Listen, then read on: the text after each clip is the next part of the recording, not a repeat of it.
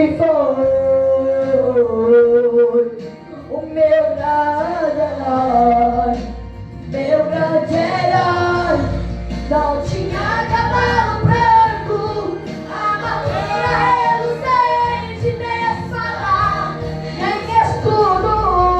O meu grande herói era humilde, eu pensei, mas no céu ele era rei, dono exclusivo de tudo. O meu grande herói mudou mesmo a minha sorte, arrancou das mãos da morte, nem vi o rosto dele.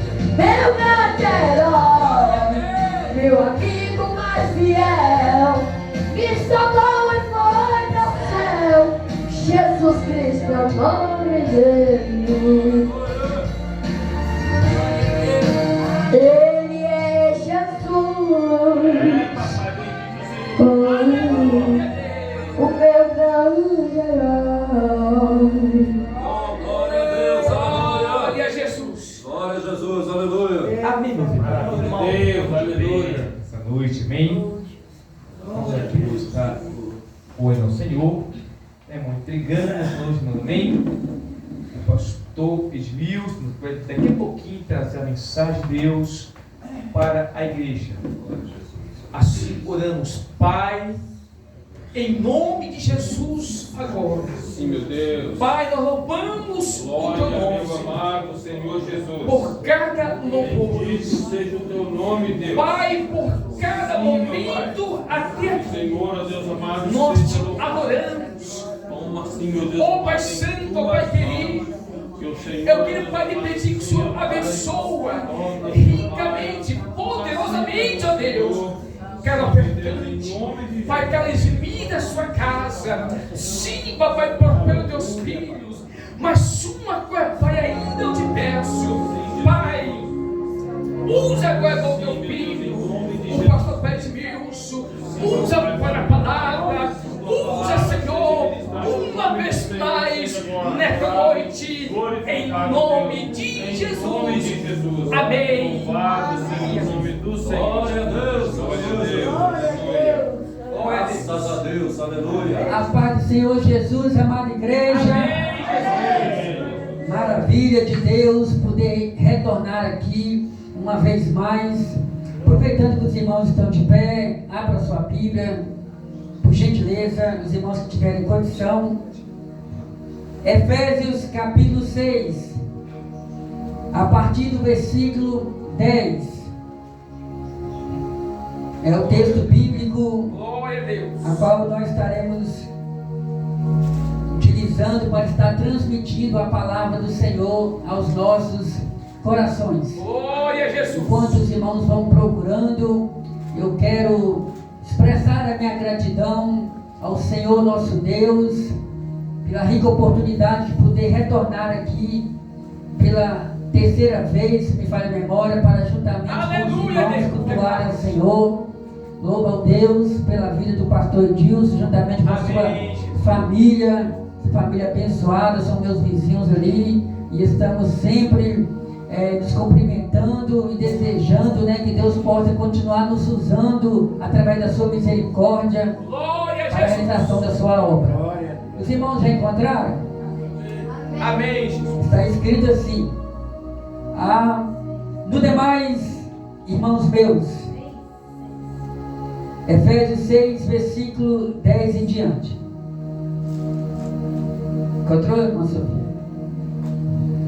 No demais, irmãos meus, fortalecei-vos no Senhor e na força do seu poder, revestivos de toda a armadura de Deus, para que possais estar firmes contra as astutas ciladas do diabo, porque não temos que lutar contra carne e sangue, mas sim contra os principados, contra as potestades, contra os príncipes das trevas deste século, contra as ordens espirituais da maldade nos lugares celestiais. Portanto, tomai toda a armadura de Deus, para que possais resistir no dia mau, e havendo feito tudo, ficar firme. Estais, pois, firme, tendo cingido os vossos lombos com a verdade, e vestida a couraça da justiça, e calçados os pés na preparação do evangelho da paz, tomando sobretudo o escudo da fé, com o qual podereis apagar todos os dardos inflamados do maligno.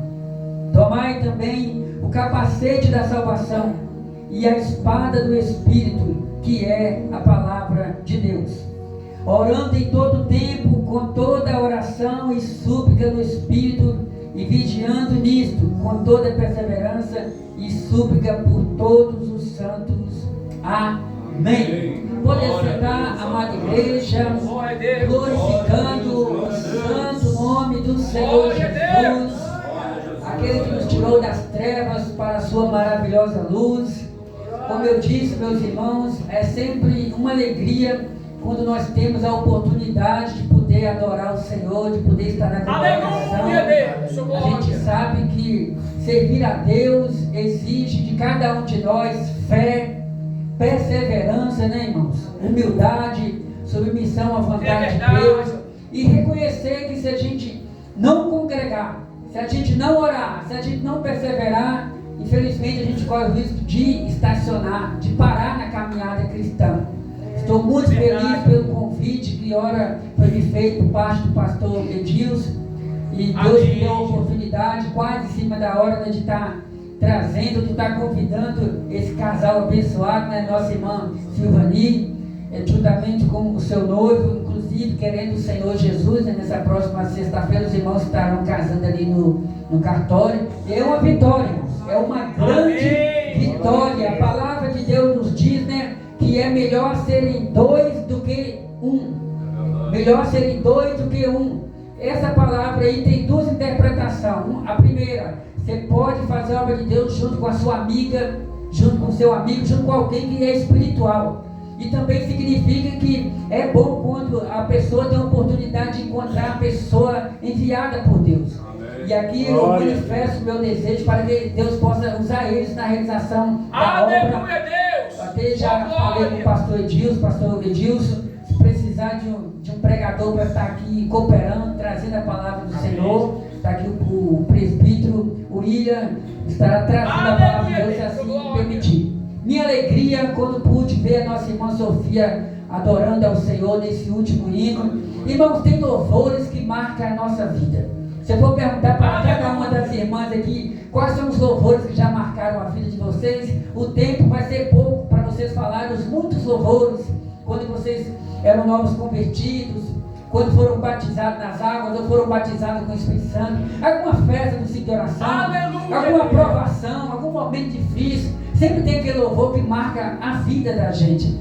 E sempre também existe alguns louvores. A nossa irmã Sofia louvou aqui esse hino falando sobre missões. Pois bem, amada igreja, vamos para a palavra de Deus. A armadura de Deus. Eu pedi ao Espírito Santo que me desse uma palavra que pudesse falar de acordo com as nossas necessidades. Nessa noite eu quero pregar submissa ao tema as armaduras de Deus na vida do cristão. Vamos juntos repetir? As armaduras de Deus na vida de um cristão. Queridos irmãos, a palavra de Deus nos diz que Deus, Ele nos tirou das trevas para a sua maravilhosa luz. Em outrora nós éramos escravos do mundo. Em outrora nós éramos escravos do diabo. Em outrora nós éramos escravos do pecado. Nós não fazíamos a vontade de Deus, mas fazíamos a vontade da carne, fazíamos a vontade do adversário. Mas Deus, segundo escreveu o apóstolo Pedro, Ele nos tirou das trevas para a sua maravilhosa luz. Aleluia! Deus pegou os nossos pecados, independente daquilo que nós fizemos quando a gente estava nas trevas. Deus então pegou os nossos pecados, jogou no mar do esquecimento, escreveu o nosso nome no livro da vida, nos lavou com o precioso sangue de Jesus Cristo, colocou dentro de nós o Espírito Santo, nos fez nascer de novo, nos deu um novo coração, nos deu uma nova identidade, nos deu uma nova personalidade. E hoje, segundo a Bíblia Sagrada, nós somos novas criaturas em Cristo Jesus. Aleluia, Deus. O apóstolo Paulo, queridos irmãos, além de dizer que somos novas criaturas, ele também nos diz que nós somos peregrinos nesse mundo. Quando Paulo fala que somos peregrinos, Paulo está dizendo que nós não somos desse mundo. Queridos irmãos, Glória a Deus. existem muitos povos nesse mundo, existem muitas religiões nesse mundo, existem muitas mentes diferentes nesse mundo, mas a igreja de Jesus é o único povo nesse mundo. Os crentes, os cristãos, os servos de Deus são o único povo nesse mundo que sabe de onde veio, sabe quem somos e sabemos para onde nós iremos. Nós não estamos perdidos nesse mundo. Nós temos um alvo. Sim, Paulo diz que nós somos peregrinos nesse mundo. O peregrino, ele sabe de onde ele veio. O peregrino, ele sabe quem ele é. O peregrino, ele sabe para onde ir. O peregrino sabe como chegar lá. O peregrino sabe qual é o seu destino. E Paulo diz que nós somos peregrinos. Peregrino. E o peregrino é diferente do andarilho. O andarilho anda por aí sem destino, mas o andarilho anda por aí sem destino, mas o peregrino, que é eu e você, nós sabemos para onde nós iremos. Paulo diz, porque nós não temos cidade permanente nesse mundo, mas nós aguardamos a cidade santa, Nova Jerusalém, que está. Aleluia, Deus, glória. As armaduras de Deus. Quando falamos de armadura, a princípio nós lembramos das armaduras de um soldado militar, de um policial civil, de um soldado do exército e assim por diante. Mas as armaduras do cristão são armaduras totalmente diferentes. Se não vejamos, irmãos, primeiramente eu quero falar sobre o papel da igreja. Quem somos nós? Nós somos a igreja de Jesus. A igreja de Jesus Cristo, ela é simbolizada por uma ovelha. Jesus diz: eu sou o bom pastor, que dou a vida pelas ovelhas. Então, primeiramente, nós somos sabedores que como igreja, nós somos ovelha de Cristo. E o que significa a palavra igreja? Quando você lê a Bíblia Sagrada, você descobre que a palavra igreja é uma palavra herdada do idioma grego que significa eclésia ou eclesia. E eclesia significa tirados de dentro para fora. De dentro para fora. Era Deus transmitindo uma palavra. Era Jesus Cristo transmitindo essa palavra. Em Mateus capítulo 16, versículo 18. Jesus chama os seus discípulos e pergunta: o que dizem os homens a respeito de mim? O que as pessoas estão comentando por aí a respeito de mim? Porque a fama de Jesus Cristo, no prazo de 3 anos e meio, ela se estendeu.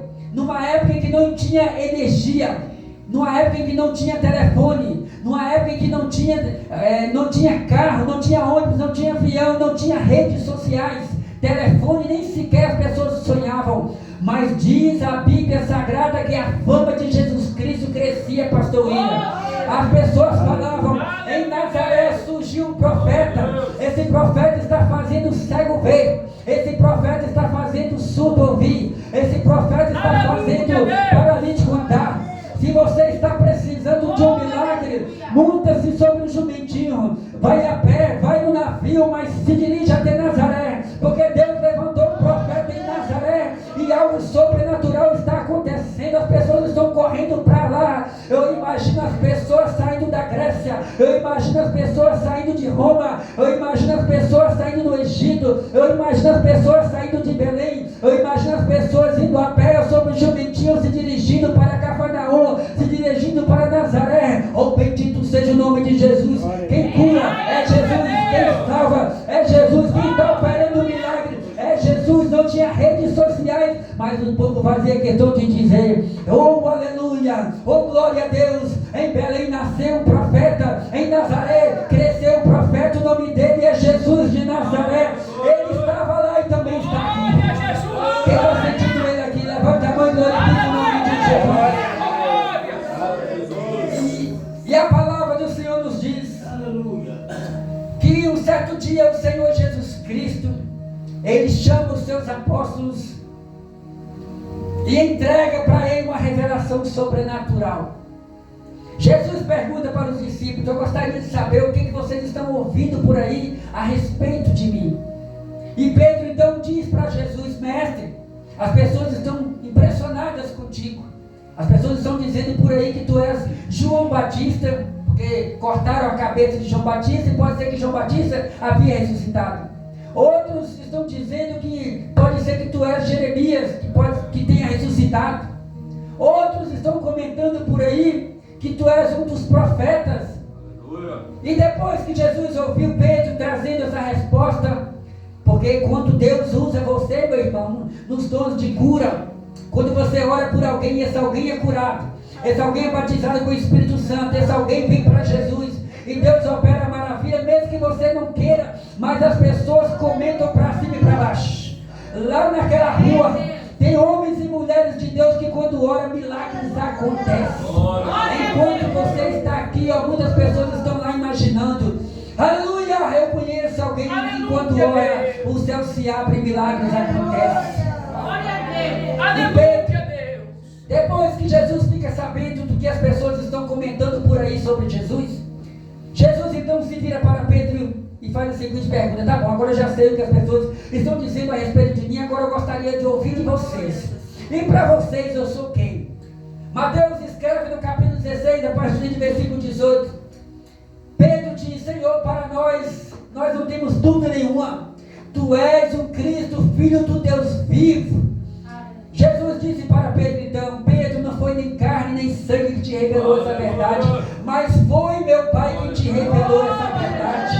Aleluia, Deus! E naquele dia, Jesus faz um trocadilho de palavras com Pedro, dizendo: Pedro, já que você confessou que eu sou a rocha, já que você confessou que eu sou a pedra angular, já que você confessou que eu sou a pedra de esquina, já que você confessou que eu sou a rocha, já que você confessou que eu sou aquela pedra que Moisés bateu nela lá no deserto, já que você confessou que eu sou aquela pedra que o rei Nabucodonosor viu numa visão, e aquela pedra foi cortada sem o auxílio de mão, bateu naquela estátua, simbolizando que os reinos iriam desabar, mas a pedra que representa Cristo iria existir para todos sempre. Eu quero te dizer nesse dia, Pedro, as portas do inferno não prevalecerão contra a minha igreja. O bendito seja o nome de Jesus Cristo.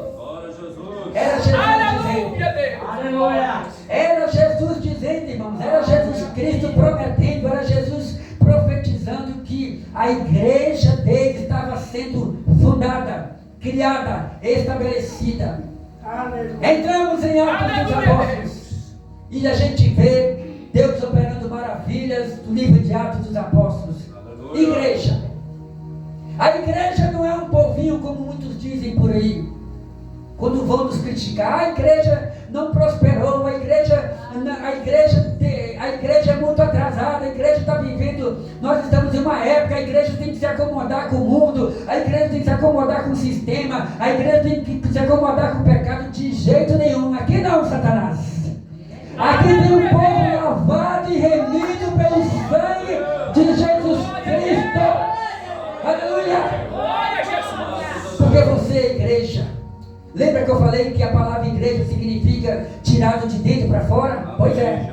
Eu e você, a gente estava dentro do mundo das trevas, mas Jesus Cristo veio com mão poderosa, licença aqui, presbítero Ira, veio com mão poderosa e nos arrancou das trevas para a sua maravilhosa luz.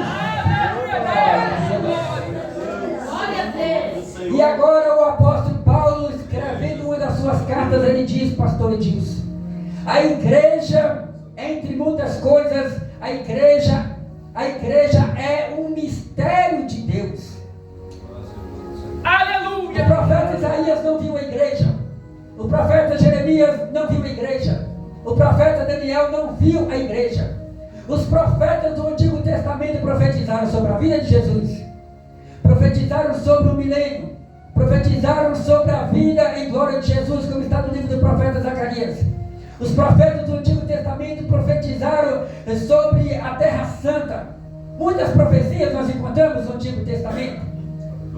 Mas eles não viram muitas profecias se cumpriram diante dos seus olhos. Muito menos eles tiveram a oportunidade de ver a igreja nos seus dias. Paulo então diz que a igreja era um mistério de Deus dentro do coração de Deus. A igreja era um mistério de Deus escondido em Deus. Olha só onde o Espírito Santo vai nos levar. Paulo diz que a igreja era um mistério de Deus e Jesus Cristo também era um mistério de Deus. Aí Paulo vai e escreve dizendo: mas na plenitude dos tempos, Deus preparou tudo para no momento certo a igreja vier a existir. A igreja era um mistério de Deus no Antigo Testamento e vem se cumprir no Novo Testamento. Paulo diz que a igreja é o tabernáculo de Deus. Primeiro, o tabernáculo de Deus. Vocês lembram, irmãos, que quando Deus tirou o povo de Israel lá do Egito, o povo estava passando pelo deserto, 40 anos no deserto. Deus então toma uma decisão: vou mandar construir um tabernáculo. Deus então manda construir um tabernáculo no deserto. Era uma espécie de tenda móvel, era uma casa de adoração. Nesse tabernáculo que ficava no deserto, no meio, ficavam as 12 tribos. 12 tribos. De cada lado, 3 tribos. E tinha uma portinha. Essa única porta ali simbolizava Jesus. Lembra que Jesus falou: eu sou o caminho, a verdade e a vida, eu sou a porta.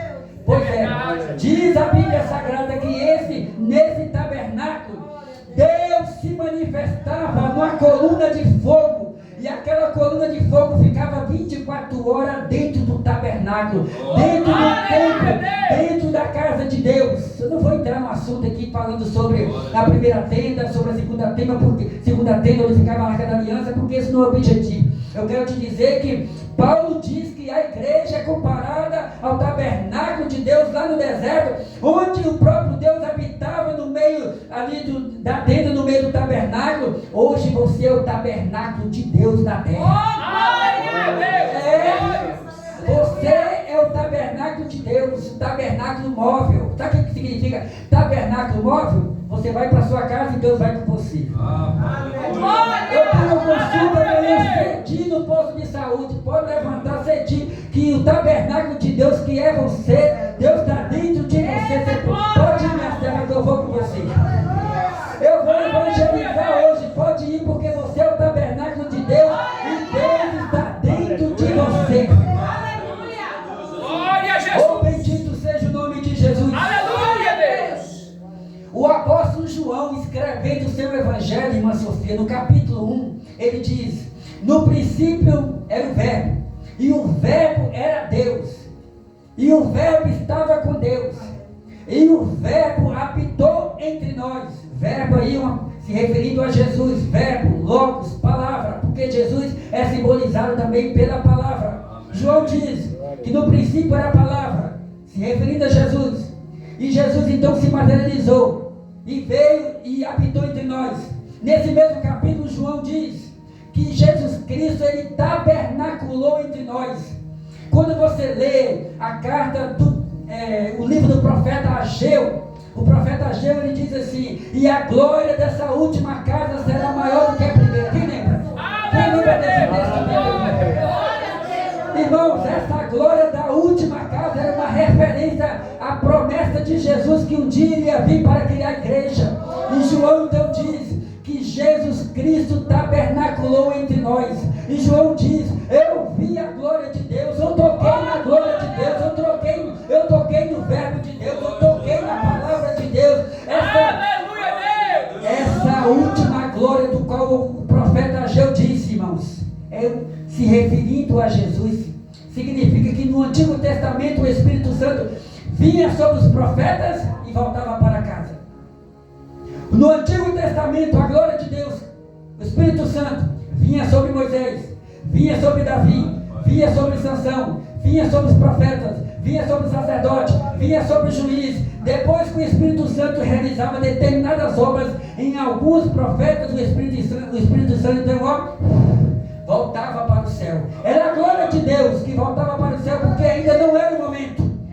mas hoje para a honra e glória de Deus. Essa glória de Deus que tabernaculou, oh aleluia, essa glória de Deus que tabernaculou no ventre de Maria através do Espírito Santo, ela está aqui. Está dentro de você. Quem está sentindo a glória de Deus, pode abrir a boca e glorificar o santo nome de Jesus. Aleluia! Glória a Deus. Era Jesus. Jesus fundou a igreja.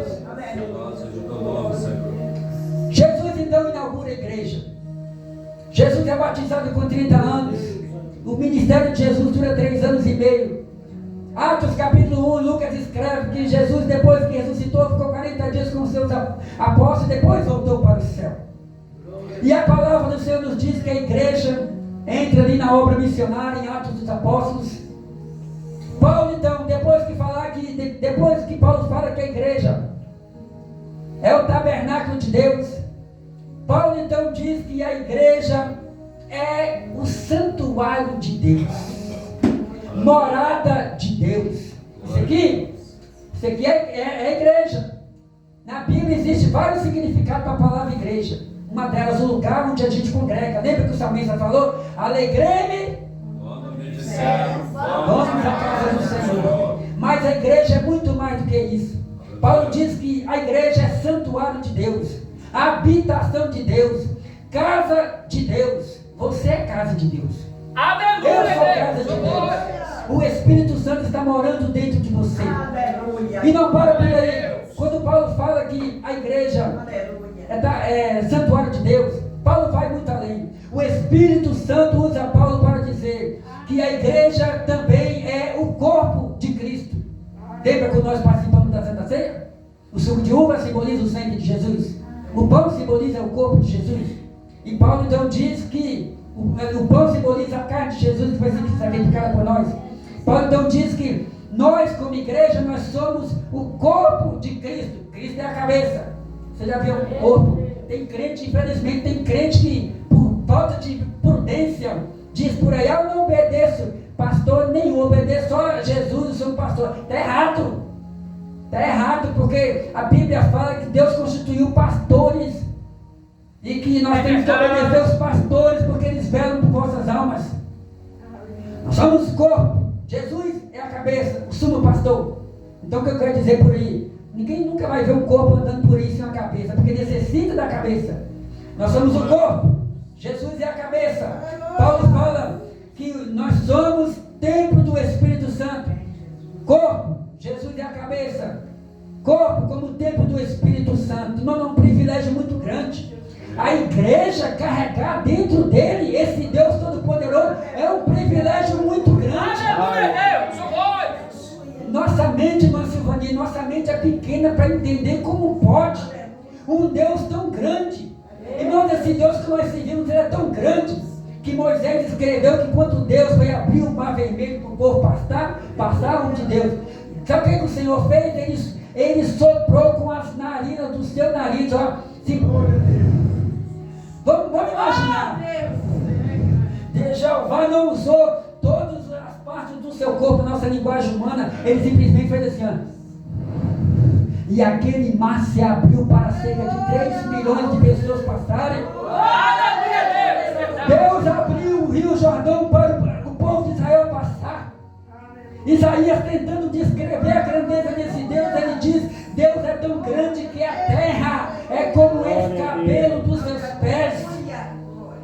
Aleluia, Deus! As irmãs aqui, que talvez frequentam salão de beleza, quando senta lá que a manicure vai fazer a unha, às vezes a irmã coloca o pé em cima de uma mesinha, não é? Pois é, o nome disso aí muitas das vezes significa escabelo. Escabelo. O homem quando vai engraxar o sapato, às vezes senta lá e coloca os pés no lugarzinho certo para o funcionário engraxar o sapato social, né? Mas não é assim?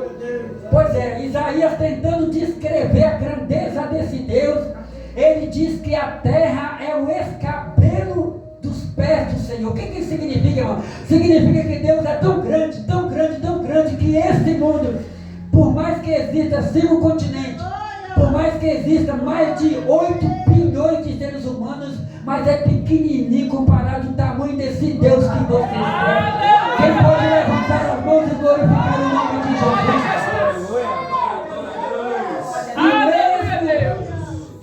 Mesmo diante dessa grandeza tão grande, irmãos, ele habita dentro de você, porque você é santuário de Deus. Tem crente que às vezes o crente entra em depressão por qualquer motivo. Eu não quero ver ninguém, quero me isolar dentro de casa. Não, irmãos, você é a menina dos olhos de Deus. Deus te ama, você é importante. Deus poderia muito bem escolher outras pessoas, presidentes, imperadores, governadores, autoridades, mas Deus escolheu você porque você reconheceu que você precisa dele e que ele te ama. Bendito seja o nome de Jesus. Igreja, vamos falar um pouco aqui do tema. As armaduras de Deus. O que são as armaduras de Deus? O apóstolo Paulo, escrevendo aos irmãos da igreja de Éfeso, em Atos dos Apóstolos, irmãos, o apóstolo Paulo fundou essa igreja na cidade de Éfeso. Na cidade de Éfeso, as pessoas adoravam muitos deuses. Uma das mais conhecidas era uma deusa chamada Diana. O povo ali, irmão, se curvava diante dos demônios, se curvava diante das imagens de escultura, igual hoje no Brasil. Naquela época tinha um Deus para qualquer coisa. Deus da agricultura, às vezes a mulher era estéril, tinha um Deus que a coisa acreditava que podia fazer a mulher gerar. O Deus da chuva, o Deus da prosperidade, e assim por diante. Igual hoje no Brasil existe um sincretismo religioso muito grande, ou seja, cada um procurando se apegar a algum Deus com D minúscula, porque o salmista escrevendo, ele diz: Senhor, Tu és diferente dos outros deuses, porque os outros deuses têm boca, mas não falam, têm olhos, mas não vê, têm ouvidos, mas não ouvem, nariz tem, mas eles não cheiram, têm mão, mas não apalpam, pés, eles têm até pés, Senhor, mas eles não saem do lugar. E eu vou mais além: se cair de uma altura de 50 centímetros, se quebra. Mas o nosso Deus, oh aleluia, o nosso Deus, ele tem boca e fala, e dá uma ordem de obedecer. Ele tem ouvidos e ouve. Ele disse para Jeremias: clama a mim, responder-te-ei e anunciar-te-ei coisas grandes e tremendas que não conheces. Oh, bendito seja o nome de Jesus. E Paulo, irmãos, fundou essa igreja. 30 anos depois que o apóstolo Paulo fundou essa igreja na cidade de Éfeso, o apóstolo Paulo fica sabendo, irmãos, que essa igreja enfrentou dias difíceis, dias terríveis. Essa carta ela foi escrita aproximadamente 30 anos depois que Jesus não estava mais com os apóstolos. Ela foi escrita aproximadamente no ano 62 depois de Cristo. Ou seja, já tinha aproximadamente 30 anos que Jesus já estava lá no céu, irmãs e irmãs. Não estava mais com eles. Muitas coisas aconteceram. Aquela primeira geração de crentes talvez não estava nem viva mais. Quantos irmãos vocês conhecem que já não estão mais entre nós, estão lá no paraíso, aguardando o arrebatamento da igreja? Eles já cumpriram a parte deles, eles perseveraram. Agora é a nossa vez de continuar perseverando e vou mais além. Eles estão melhor do que nós ainda temos que perseverar até o fim. E Paulo sabendo que aquela igreja, irmão, muitos irmãos daquela igreja de Éfeso foram queimados, crucificados, torturados, perseguidos. No prazo de 30 anos, muitas coisas aconteceram. Casas foram queimadas, famílias foram saqueadas. Naquele tempo, quando a pessoa não queria se curvar diante do Império Romano, às vezes até os próprios bens deles, dinheiro, moedas, prata, ouro, que eles guardavam, suas economias. Quantos crentes ali, irmãos, foram torturados? E agora nós encontramos o apóstolo Paulo escrevendo uma carta para a igreja de Éfeso. Na igreja de Éfeso, irmãos, Paulo trata vários assuntos. Paulo, então, inspirado por Deus, tentando alegrar aqueles irmãos, ele diz: no demais, irmãos meus, fortalecei-vos no Senhor e na força do poder. Aleluia. E do seu poder. Era Paulo dizendo dizendo, irmãos, que nós só vamos conseguir vencer se a gente for dependente da graça de Deus. Aleluia, Deus. Lembra quando Paulo escreveu a carta aos Coríntios? Ele diz que ele teve uma visão, foi até o terceiro céu, e ele diz que, e para que eu não me exaltasse pelas revelações, Deus permitiu que me viesse um espinho na carne. Quem lembra dessa passagem? Aleluia, Deus. E veio o espinho na carne. Aí Deus, o Senhor vem e consola Paulo, dizendo: Paulo, a minha graça te basta, porque o meu poder se aperfeiçoa na sua fraqueza. Quanto mais você demonstra para Deus que você é fraquinho, Senhor, eu sou fraquinho, Senhor, eu não consigo, aí Deus vem, ó, e te enche com o Espírito Santo e te renova. Bendito seja o nome de Jesus. Aleluia, Jesus. Revestivos de toda a armadura de Deus. Irmãos, quando Paulo escreveu essa carta aos Efésios, Paulo não estava livre, não. Sabia? Paulo estava preso. Quando Paulo escreveu essa carta, Paulo estava preso. Irmãos, é difícil. Já imaginou? Alguém tentando alegrar o outro, é difícil. Alguém tentando alegrar o outro com situação diversa. Paulo preso, mesmo preso, Paulo tinha a alegria do Espírito Santo, porque Paulo pensava: eu posso estar nessa masmorra aqui, nessa prisão, mas o meu espírito está livre para adorar ao Senhor. Aleluia, Deus. Era Paulo dizendo: nós temos que adorar o Senhor na alegria e na dor. Paulo agora na cadeia escreve essa carta para os crentes de Éfeso, e a história nos mostra, pastor Edilson, que Paulo, vamos imaginar, irmãos, vários soldados perto do apóstolo Paulo. Paulo então tentando escrever uma mensagem para os crentes. Paulo olhava para as vestes do soldado romano, a roupa do soldado romano. Paulo queria transmitir uma mensagem para os irmãos daquela época. Depois eu convido você a ler na sua casa. Cada parte da armadura de um soldado, Paulo utilizou para transmitir a mensagem de Deus. Quando ele diz: irmãos, tomai toda a armadura de Deus, é porque Paulo sabia que um soldado romano precisava ter as vestes adequadas para ir para a guerra.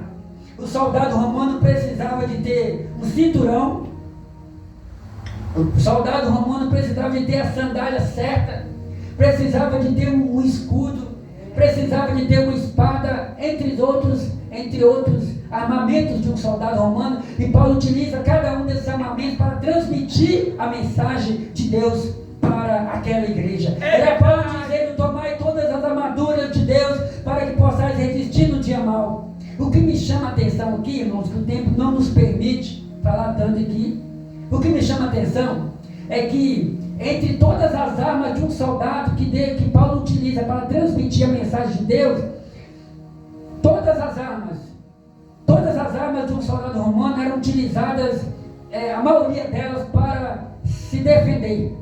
Com escudo, o soldado se defendia. Com o capacete, o soldado se defendia a mente. Com os pés, ele estava em prontidão para a guerra. Mas quando você observa, praticamente a única arma que o soldado utilizava para ir para a guerra era a espada. Era a espada, e Paulo diz que a espada simboliza a palavra de Deus. Era Paulo dizendo, Sofia, porque nós não temos que lutar contra a carne nem contra sangue. O nosso inimigo, meu irmão, não é o nosso próximo. O nosso inimigo não é quem fala mal de nós, quem faz fofoca contra nós, quem levanta falso testemunho contra nós, de jeito nenhum. O nosso inimigo é o diabo, e eu não vou conseguir, você não vai conseguir vencer o diabo usando as suas gritarias, o seu braço, a sua perna, porque Paulo diz: nós não temos que lutar contra a carne nem contra a sangue, mas a nossa luta é contra o diabo, e nós só vencemos o diabo através da palavra. Aleluia, Deus, verdade. Mateus capítulo 4, lembra quando Jesus foi para o deserto? Conduzido pelo Espírito Santo, que às vezes a gente pensa, né, que é o crente mesmo que procura a prova. Existe casos e casos. Às vezes a gente pensa: foi ele mesmo que procurou aquele deserto. Mas tem situações que é o próprio Espírito Santo quem nos leva para o deserto. Não é porque o irmão está em é porque o irmão está errado. Aí fulano está passando um deserto terrível. Talvez tenha pecado diante de Deus. Não. Tem casos e casos. Tem casos que ele mesmo procura, mas tem casos que é o Espírito Santo que leva ele para o deserto, igual Jesus.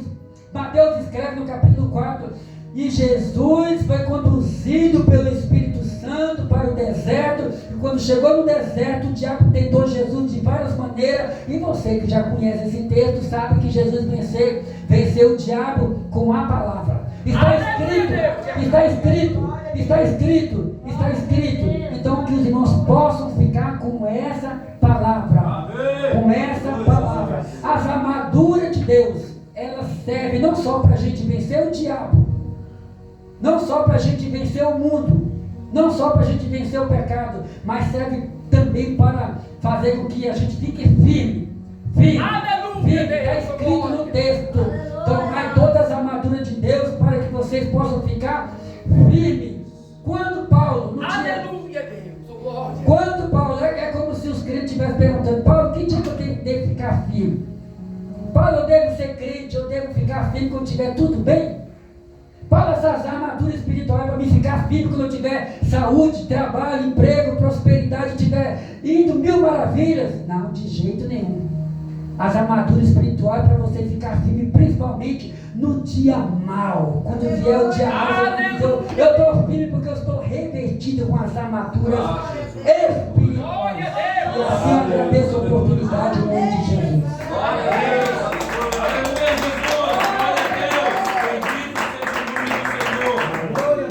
Aleluia, Jesus. Amém, meus irmãos.